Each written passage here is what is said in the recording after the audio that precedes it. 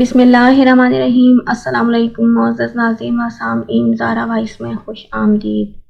جنات و یا شیاطین کے شر سے محفوظ رہنے کی حیرت انگیز دعا۔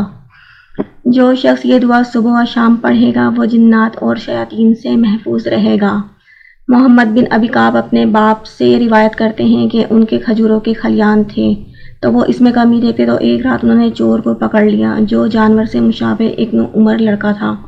انہوں نے اس کو سلام کیا تو اس نے جواب دیا۔ انہوں نے کہا تم کون ہو، جن ہو یا انسان؟ اس نے کہا میں جن ہوں۔ انہوں نے کہا اپنا ہاتھ میری طرف بڑھاؤ، تو اس نے اپنا ہاتھ بڑھایا تو اس کا ہاتھ کتے کے ہاتھ کی مانند تھا اور اس کے بال کتے کے بال کی مانند تھے۔ انہوں نے پوچھا کیا اس طرح جنوں کی تخلیق ہوتی ہے؟ اس نے کہا جی نہیں، یہ جانتے ہیں کہ جنوں میں مجھ سے زیادہ شدید اور کوئی نہیں ہے۔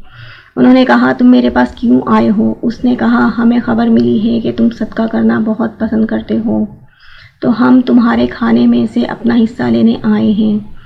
انہوں نے کہا کیا چیز تم سے بچا سکتی ہے؟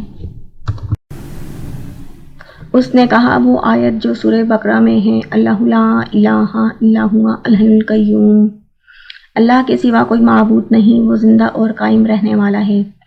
جو کوئی اسے رات کو پڑھے گا وہ صبح تک ہم سے پناہ میں رہے گا، پر جو صبح اسے پڑھے گا وہ رات تک ہم سے پناہ میں رہے گا۔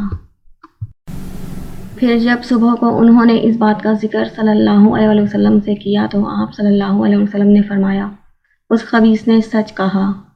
Thanks for watching, please like, share and subscribe.